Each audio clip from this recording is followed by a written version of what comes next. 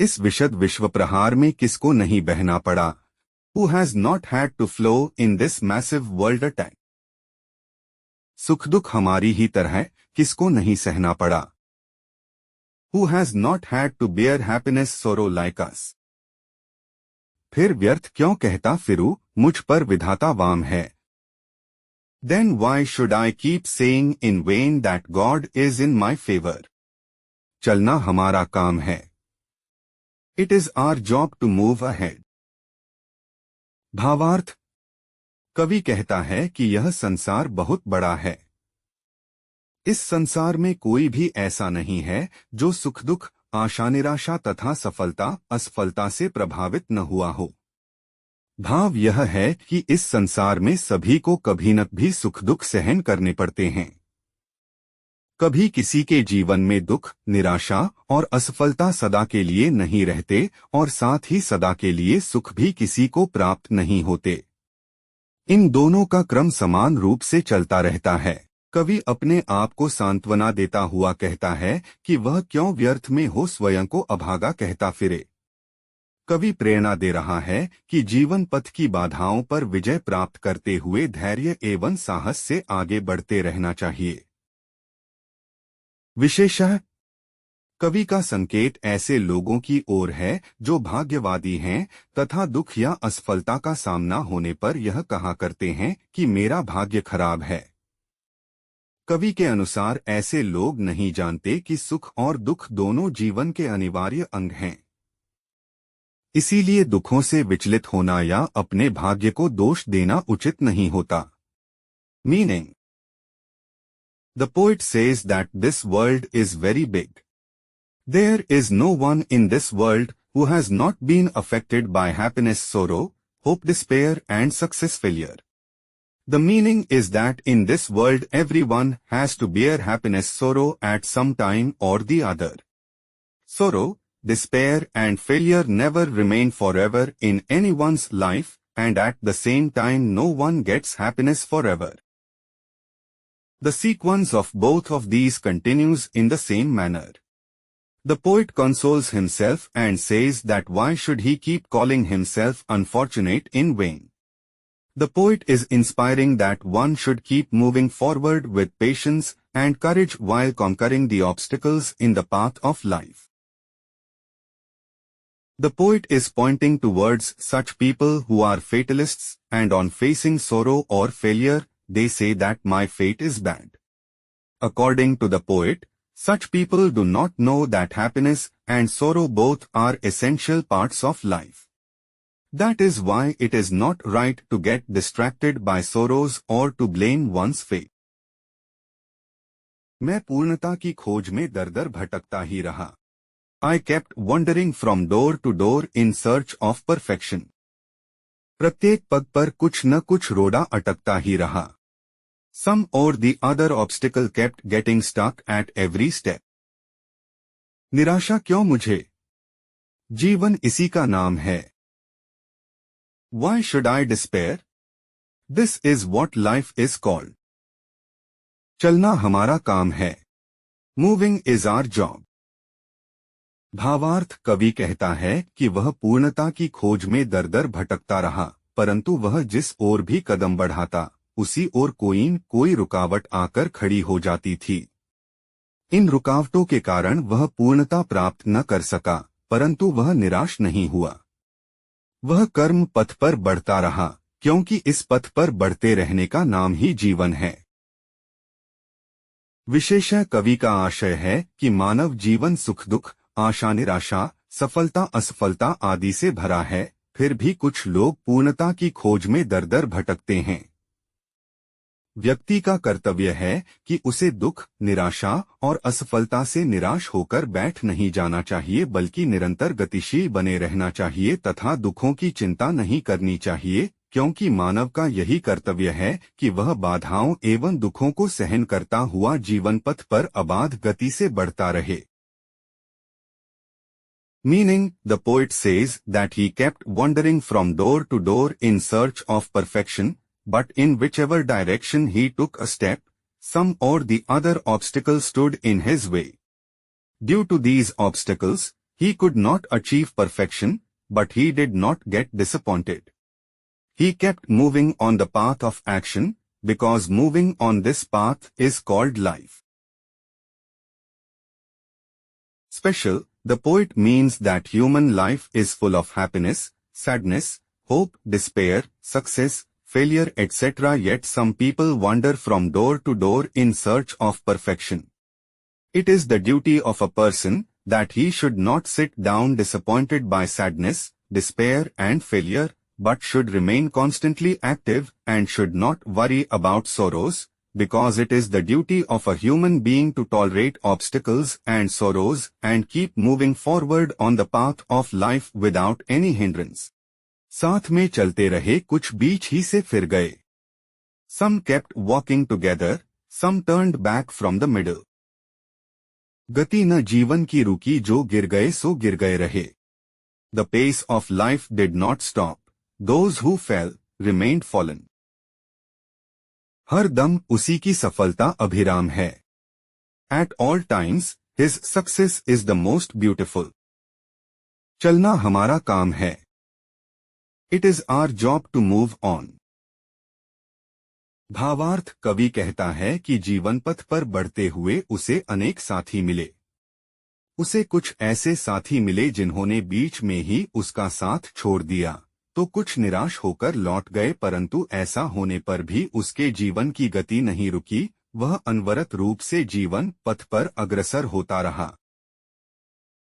कवि कहता है कि जिन साथियों ने उसका साथ बीच में ही छोड़ दिया या वे बीच में ही गिर गए, उससे निराश होने की आवश्यकता नहीं है, क्योंकि जीवन में सफलता केवल उसी व्यक्ति को मिलती है जो इस प्रकार के संकटों तथा दुखों में भी दृढ़ता से खड़ा रहे, आगे बढ़ता रहे और इन संकटों से निराश न हो.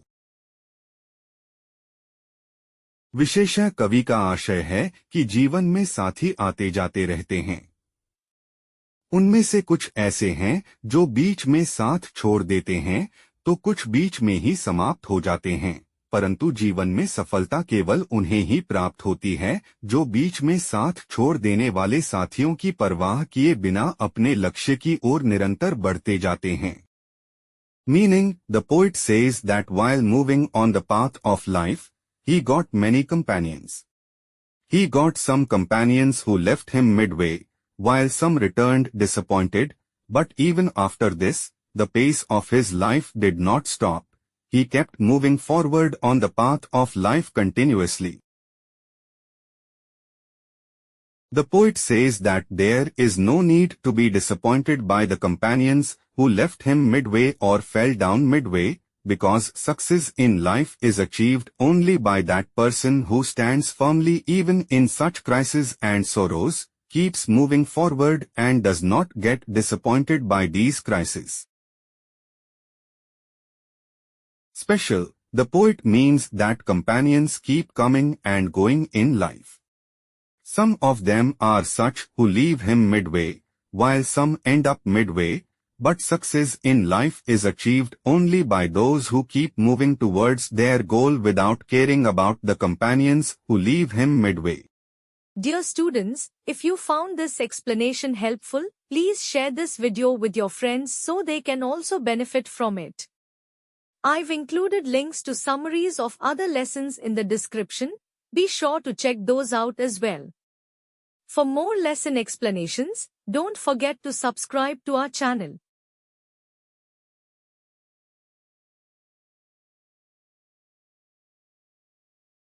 गति प्रबल पैरों में भरी फिर क्यों रहूं दर दर खड़ा. My feet are full of speed, then why should I stand at every door? जब आज मेरे सामने है रास्ता इतना पड़ा. When today I have so much of a path in front of me.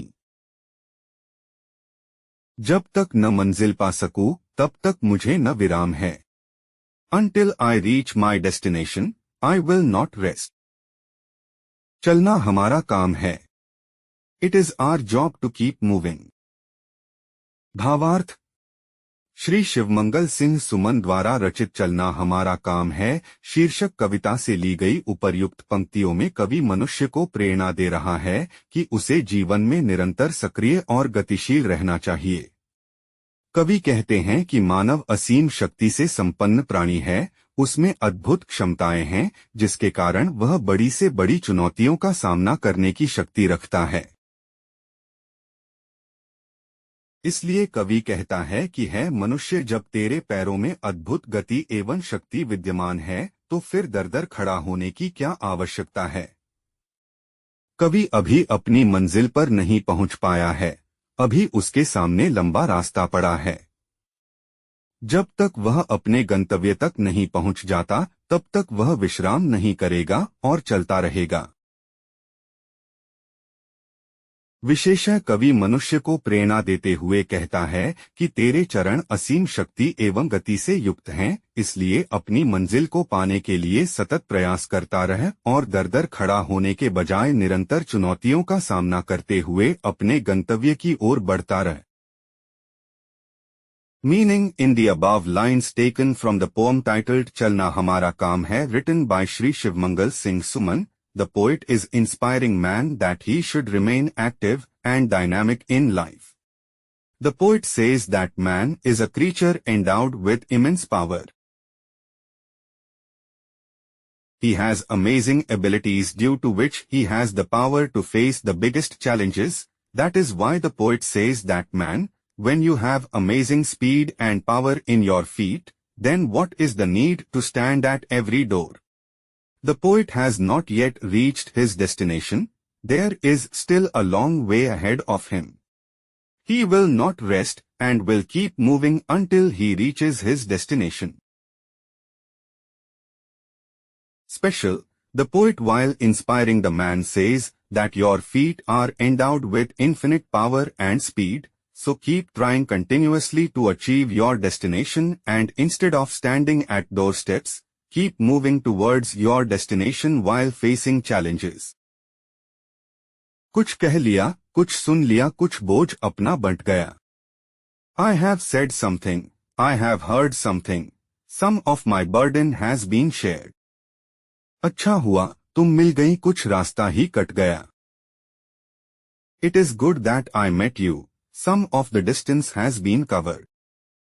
क्या राह में परिचय कहूँ, राही हमारा नाम है. Should I introduce myself on the path? My name is Traveler. चलना हमारा काम है. It is my job to walk. भावार्थ. श्री शिवमंगल सिंह सुमन कहते हैं कि जीवन पथ पर चलते हुए अनेक राही मिलते हैं. उनसे अपने सुख दुख को बांट लेने पर मन का बोझ कुछ हल्का हो जाता है. कवि अपनी प्रेमिका के संबंध में कहता है कि अच्छा हुआ जो जीवन के मार्ग पर चलते हुए तुम्हारा सान्निध्य प्राप्त हो गया. तुम्हारे साथ रहने पर कुछ समय आसानी से बीत गया और कुछ रास्ता आसानी से कट गया. कवि कहता है कि इस यह पर चलते हुए मैं अपना परिचय किस प्रकार दूं?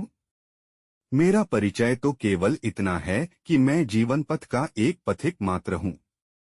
हमारा काम तो अपने लक्ष्य की ओर निरंतर बढ़ते रहना है. विशेषण कवि मनुष्य को प्रेरणा देता है कि जीवन पथ पर बढ़ते हुए उसे अनेक साथी मिलते हैं, पर उसका कर्तव्य है कि वह निरंतर इस पथ पर अग्रसर रहे. Meaning. Shri Shivmangal Singh Suman says that while walking on the path of life, we meet many travelers.